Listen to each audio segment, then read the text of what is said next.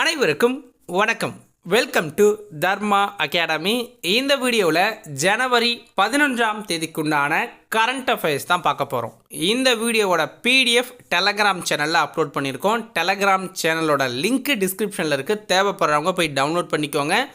ஆன்சருக்கு இந்த வீடியோவை பார்த்து செக் பண்ணிக்கோங்க. ஓகேவா? ஸோ முக்கியமான ஒரு இன்ஃபர்மேஷன் சொல்கிறேன், அதுக்கப்புறம் வீடியோக்குள்ளே போயிடலாம். என்ன அப்படின்னா, நம்முடைய வினா வங்கி புத்தகங்கள் ஓகேங்களா, டிஎன்பிஎஸ்சியோட நியூ சிலபஸ் ஜிஎஸ்சில் 6 யூனிட் இருக்குது. உங்களுக்கு தெரியும், அந்த 6 யூனிட்டுக்குமே நம்ம 6 புத்தகங்கள் வந்து லான்ச் பண்ணியிருக்கோம் ஜிஎஸ்ஸுக்காக மட்டுமே. அந்த 6 புத்தகங்களும் இப்போ பொங்கலுக்கு ஸ்பெஷல் ஆஃபராக 1500 ரூபாய்க்கு நம்ம கொடுக்குறோம். 1500 ரூபாய்க்கு வந்து அந்த 6 புத்தகங்களுமே கொடுக்குறோம். இந்த 6 புத்தகங்களை சேர்த்து வாங்குகிற நபர்களுக்கு மட்டும் தமிழ் புத்தகம் இலவசமாக கொடுக்குறோம். ஓகேங்களா, தமிழ் புத்தகம் இலவசமாக அந்த வினாவங்கி புத்தகத்தை கொடுக்குறோம். அதில் 5500 வினாக்கள் வந்து இடம்பெற்றிருக்கும். ஸோ உங்களுக்கு இந்த வினாவங்கி புத்தகங்கள் தேவை அப்படின்னா 6+1 ஓகேங்களா.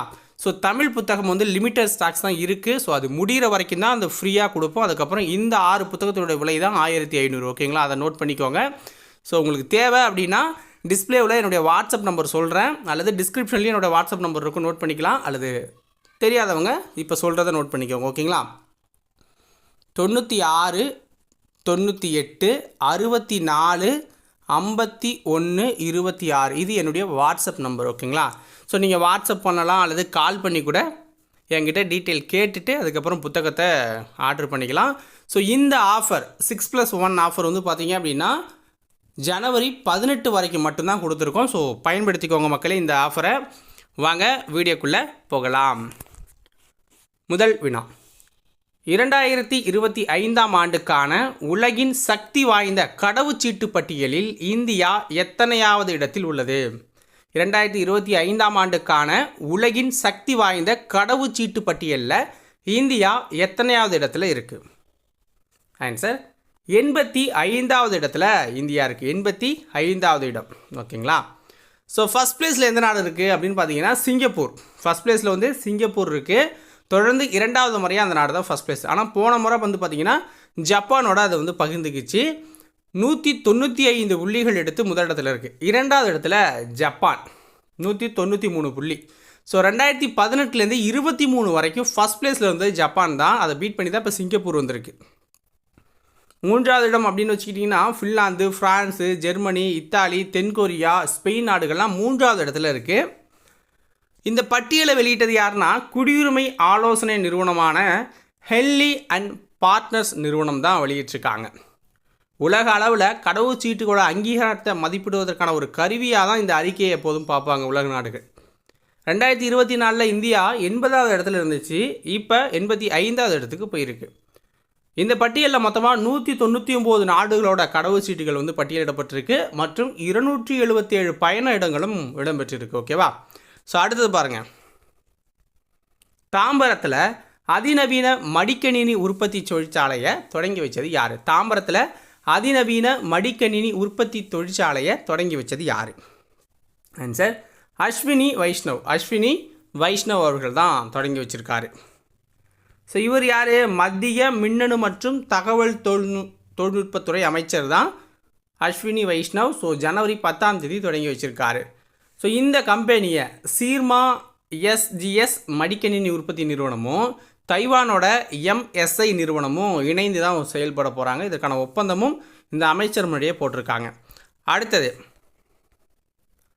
10வது சர்வதேச பலூன் திருவிழா எப்பொழுது தொடங்கியது? 10வது சர்வதேச பலூன் திருவிழா எப்பொழுது தொடங்கியது?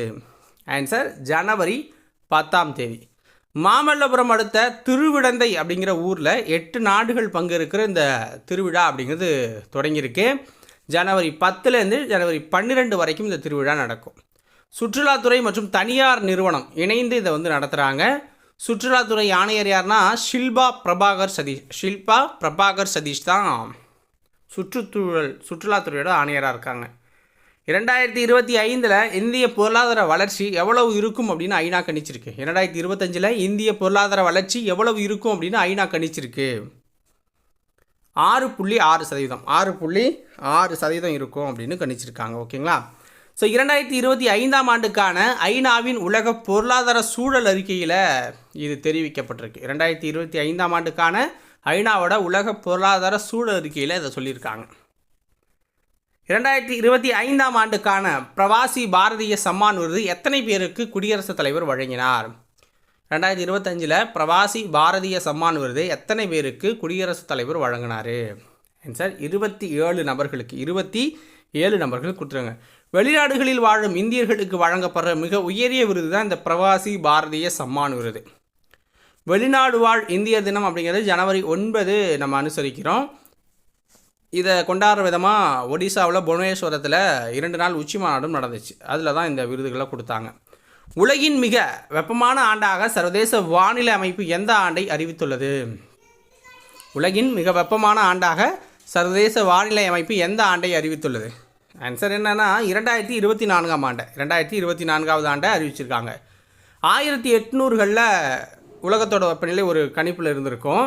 ஸோ அதில் இருந்து ஒரு 1.5 டிகிரி செல்சியஸுக்கு மட்டுமே உயரணும். ஏன்னா அதுக்கப்புறம் தான் தொழிற்சாலைகள் வர ஆரம்பிச்சிது. ஸோ அதுக்கப்புறம் உயரணும் அப்படின்னு ஒரு ஒப்பந்தம் போட்டிருக்காங்க. என்னென்னா 2015 பாரிஸில் நடைபெற்ற பருவநிலை மாநாட்டில் இந்த சர்வதேச நாடுகள்லாம் இதுக்கு ஒப்புக்கிண்டுச்சு. ஆனால் இப்போ பார்த்திங்கன்னா இருக்க அதிகமாகிட்டு தான் இருக்குது. ஓகேங்களா? ஸோ அதை கட்டுக்குள்ளே கொண்டு வரணும் அப்படிங்கிற ஒரு கணிப்பை சொல்லியிருக்காங்க. வெனிசுலா நாட்டின் அதிபராக தேர்வு செய்யப்பட்டிருக்கவர் யார்? வெனிசுலா நாட்டோட அதிபராக தேர்வு செய்யப்பட்டிருக்கவர் யார்? ஆன்சர் என்ன? Nicolas Maduro. 3வது முறையாக அதிபராக தேர்ந்தெடுக்கப்பட்டிருக்காரு. ஸோ எட்முண்டே கான்சஸ் அப்படிங்கிறது தான் இவரை எதிர்த்து போட்டிட்டவர். ஓகேங்களா? ஆனால் இவர் தான் அதிக வாக்குகள் வாங்கினவராக சொல்கிறாங்க. நிக்கோலஸ் மடுரோ அப்படிங்கிறவர் குறைந்த வாக்குகள் வாங்கினாலும் ஃபோர்ஜரி பண்ணி அதிபராக வெற்றி பெற்றதாக அறிவித்தார். மற்ற சர்வதேச நாடுகள் இதை ஒத்துக்கலை. இருந்தாலும் அவர் 3வது முறையாக அதிபராக தேர்ந்தெடுக்கப்பட்டிருக்காரு. உலக சிரிப்பு நாள் எப்பொழுது அனுசரிக்கப்படுது? உலக சிரிப்பு நாள் எப்பொழுது அனுசரிக்கப்படுது? ஜனவரி 11 உலக சிரிப்பு நாளாக நம்ம அனுசரிக்கப்படுது. இதோட இந்த வீடியோ பதிவு முடியுது. உங்களுக்கு வினாவங்கி புத்தகங்கள் தேவை அப்படின்னா டிஸ்கிரிப்ஷனில் டீட்டெயில் இருக்கும்.